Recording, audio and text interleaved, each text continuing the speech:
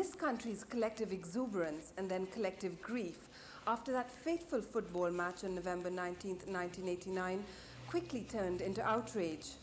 But how many of you still remember your concerns over an overcrowded stadium? It was you, the taxpayer, who requested the Commission of Inquiry, and you, the taxpayer, who are still paying for it. The Football Commission of Inquiry began in March 1990 to investigate the apparent overcrowding of the National Stadium during a World Cup qualifying match, including security, safety breaches and the number of tickets printed by the TTFA. 43 meetings, 42 witnesses, and 2.5 years later, there seems to be no end in sight to it.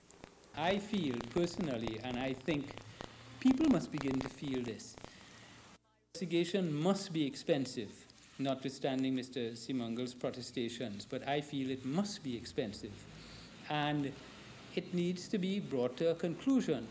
What we need to ascertain is why.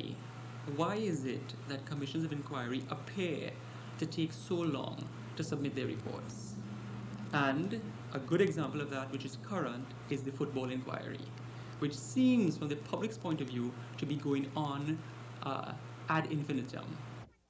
Although the Attorney General would not comment, TV6 understands that this inquiry could be costing the state up to $500,000 so far. So why the delay? Commissioner Lionel Simangal, who would not go on camera, calls it one of the most dynamic and complicated inquiries ever held here, and one with many blocks, the biggest of which is that the TTFA took 2 years to submit its audited accounts, still uncertified by their accountant. This means that this audit was not certified. Nevertheless, the Trinidad and Tobago Football Association at its annual general meeting approved this uncertified audit by a vote of 16 to 13. That was deemed inadequate. A team of government auditors were appointed, who in turn recommended a full-time auditor to the inquiry. O'Connor admits the accounts were late, but... Is it a slow on the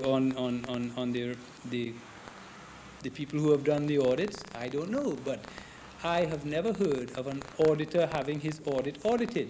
What you can ask is somebody else to conduct a full audit of the proceedings. The investigation doesn't hinge on the accounts of the TNTFA, so don't let people tell you that that is the whole thing. The investigation hinged upon the overall, how people got in, what were the security arrangements, at what time were the gates opened, many things. The accounts were just part to see if the monies collected at the game could have been properly accounted for.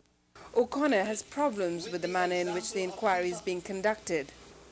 Well, several people, including one person who wrote to the media, complained about some of the unusual outbursts that one hears and opinions cast, aspersions cast by the commissioner against people who are still to appear.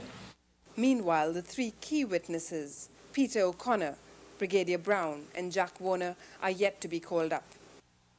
It is very difficult for him to fix a date when he would restart the hearings.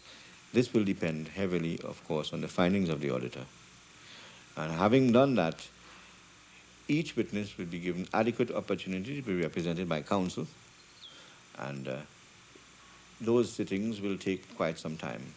When the report is submitted, and there is no pressure from the public because they're not concerned, the very person to whom the report is submitted feels no special need to pursue it because it is no longer topical or no longer controversial.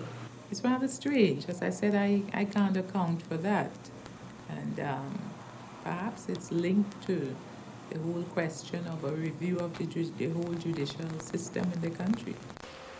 And if the public has to wait ad infinitum for the report, legal sources say that it will serve only as another example that the legal machinery is not running as smoothly as it should. Ira Mathur, TV6 News with a special report. Football Fiasco Plus.